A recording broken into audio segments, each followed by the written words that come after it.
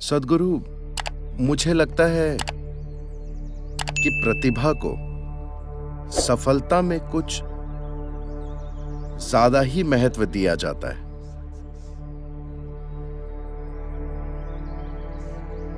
जब मैं medical school में था तो मैं मार्शल आर्ट सिखाता था। वो मेरा पैशन था। और जब भी ब्रूस ली की कोई फिल्म रिलीज होती थी तो स्कूली बच्चे झुंड के झुंड में मार्शल आर्ट स्कूलों में दाखिला लेते थे। हम इसे ब्रूस ली फिनोमेना कहते थे। जी हाँ। कुछ ऐसे बच्चों को देखा जिनका शरीर मार्शल आर्ट के लिए बिल्कुल सही था और जिनके अंदर इसके कुदरती गुण थे, और मैं सोचता था, ओह, इस बच्चे को ब्लैक बेल्ट मिलेगा। मगर दिलचस्प बात यह थी कि 6 महीने बाद वो नजर ही नहीं आते थे। जो लोग ब्लैक बेल्ट तक पहुंचते थे और मार्शल आर्ट में कुछ कर दिखाते थे, वो ऐसे बच्चे थे जिनके अंदर कोई कौशल नहीं था, कोई प्रतिभा नहीं थी।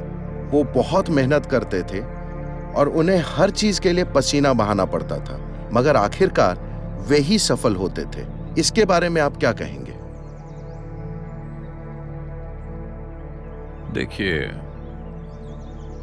कई वजहों से, मैं विस्तार में नहीं जाऊंगा, कई वजहों से कोई व्यक्ति एक खास गुण या विशेषता के साथ पैदा हो सकता है। शारीरिक गुण, मानसिक गुण, भावनात्मक गुण, स्टाइल। 5 साल का बच्चा भी एक स्टाइल वाला और दूसरा ढीला ढाला हो सकता है। जरूरी नहीं है कि जिस बच्चे में स्टाइल है वो बाद में फैशन की दुनिया में ही जाए। ढीला ढाला दिखने वाला बच्चा बड़ा होकर कुछ और बन सकता है। जैसे जब कोई औरत प्रेग्नेंट होती है तो आप नहीं बता सकते कि उसकी कोख में पलने वाला बच्चा संत है या शैतान। न उस औरत को पता होता है। मां भी नहीं जानती कि वो किसी संत को पैदा करेगी या शैतान को या किसे। इसकी वजह मैं कोहेरेंट शब्द का इस्तेमाल करूंगा, क्योंकि मॉडर्न साइंस इस शब्द का इस्तेमाल कर रहा है। अभी आप कौन हैं? अभी यहां बैठे हुए। यह फिजिक्स है कि हर सब एटॉमिक पार्टिकल लगातार हर चीज के संपर्क में है। आप जिसे ब्रह्मांड कहते हैं वो एक जीवित जीवन और एक जीवित मन है।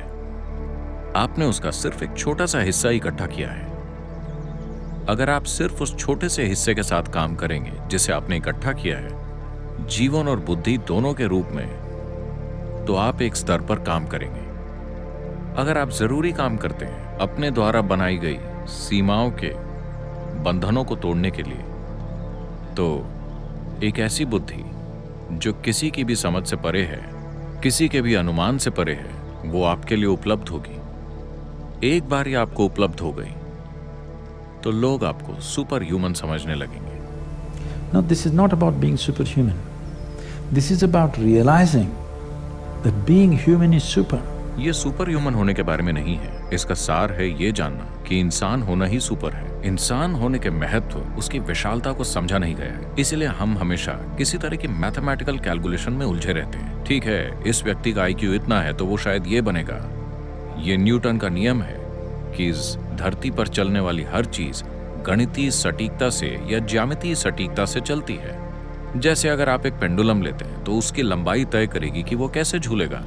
तोप का गोला कहां तक जाएगा, ये उसके मास, वेलोसिटी और ट्रैजेक्टरी पर निर्भर करता है। ब्रह्मांड इस तरह काम नहीं करता, क्योंकि इसमें आप जिसे भौतिक और अभौतिक समझते हैं, ये दोनों तरह की चीजें मिली जुली हैं। इस इंसान के भीतर भी भौतिक जीव, मनोवैज्ञानिक जीव, भावनात्मक जीव और आप जिसे मैं कहते हैं, आपके भीतर का जीवन, वो मूलभूत जीवन प्रक्रिया, ये सब अलग अलग आयाम हैं। और आपका सबसे अंदरूनी केंद्र, क्योंकि बाकी सारे शब्द दूषित हो गए हैं, मैं जीवन शब्द का प्रयोग करूंगा, या सिर्फ आप जिसे आप मैं कहते हैं। ये, अगर आप इसे अनुमति दें, अगर आप इसकी पहचान किसी भी रूप के साथ या अपने शरीर के साथ या उन दूसरी पहचानों के साथ नहीं जोड़ते जो आपने ले रखी हैं, तो इसे पता है कि अपने आसपास की हर चीज के साथ कैसे जोड़ा जाए।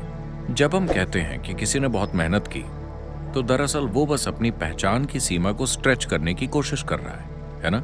वो अपनी सीमा को स्ट्रेच करने की कोशिश कर रहा है। अगर वो अपनी सीमा को आगे बढ़ाने में कामयाब हो जाता है तो जो चीज उसे कभी संभव नहीं लगती थी या अपनी क्षमता और काबिलियत के बाहर लगती थी, वो उसकी हो जाती है चमत्कारी रूप से। मैं आपको सैकड़ों ऐसे लोग दिखा सकता हूँ जो मेरे पास आते हैं, हम कुछ समय तक उनको तैयार करते हैं और फिर दीक्षा देते हैं। आप देखेंगे कि 24 घंटे में उनके चेहरे का आकार बदल जाएगा, उनके जेनेटिक्स बदल जाएंगे। आप उनकी तस्वीरों को देखेंगे तो पाएंगे कि रातों रात वो काफी हद तक बदल गए हैं। ऐसा सिर्फ उनकी पहचान के विस्तार के कारण होता है। तो भारतीय आध्यात्मिक परिवेश में हमें आध्यात्मिक का मतलब समझना होगा। ये ऊपर देखने या नीचे देखने के बारे में नहीं है। जब हम आध्यात्मिक कहते हैं तो हम भौतिकता की सीमाओं से परे जाने की बात कर रहे हैं। फिलहाल भौतिक यहां लोगों के अनुभव में एक ठोस चीज की तरह है, मगर मॉडर्न फिजिक्स आपको बता रहा है और मेडिकल साइंस भी ये कहना शुरू कर रहा है, या किसी को बात समझ ना आए तो 2 मिनट तक अपनी नाक बंद रखिए तो उन्हें समझ आ जाएगा कि उनका अलग अस्तित्व नहीं है, ये एक लेन देन है। सिर्फ सांस ही नहीं बल्कि सब एटॉमिक पार्टिकल्स के स्तर पर भी लगातार लेन देन होता रहता है। अगर ये लेन देन जरा सी सजगता से भी होने लगे तो अचानक आपके पास जबरदस्त क्षमताएं आ जाती हैं जिन्हें आपने कभी संभव नहीं माना था। जैविक पहचान आपकी सबसे ज्यादा सीमित करने वाली पहचान है, क्योंकि ये आपके शरीर तक सीमित होती है। कोशिश करके आप उसे तोड़ सकते हैं, चाहे आप किसी भी रूप में कोशिश करें। ज्यादातर लोगों की कोशिश अचेतन, अवैज्ञानिक होती है। बस कोशिश कर करके वो चीजें कर लेते हैं, मगर एक उपयुक्त और वैज्ञानिक रूप से कोशिश करने के भी तरीके हैं। एक खास दिशा में कोशिश करने के भी साधन मौजूद हैं जिनसे हम अपनी खुद की सीमाओं को तोड़ सकते हैं। अगर आप इस सीमा को तोड़ देते हैं, सब एटॉमिक पार्टिकल्स लेन देन कर रहे हैं, बुद्धि लेन देन कर रही है, सिर्फ आप पूरे खेल से चूक रहे हैं। अगर आप इस खेल से न चूकें, अगर आप जीवन के खेल में बने रहें, विचारों और भावनाओं के खेल में नहीं, अगर आप जीवन के खेल में रहें, तो अचानक आप जो चाहे वो कर सकते हैं। सिर्फ ये या वो नहीं, एक इंसान ऐसा कर सकता है बस अगर वो अपनी सीमाओं को तोड़ दे। ये सीमाएं कई स्तरों पर हैं, मगर सबसे मूलभूत चीज है पहचान।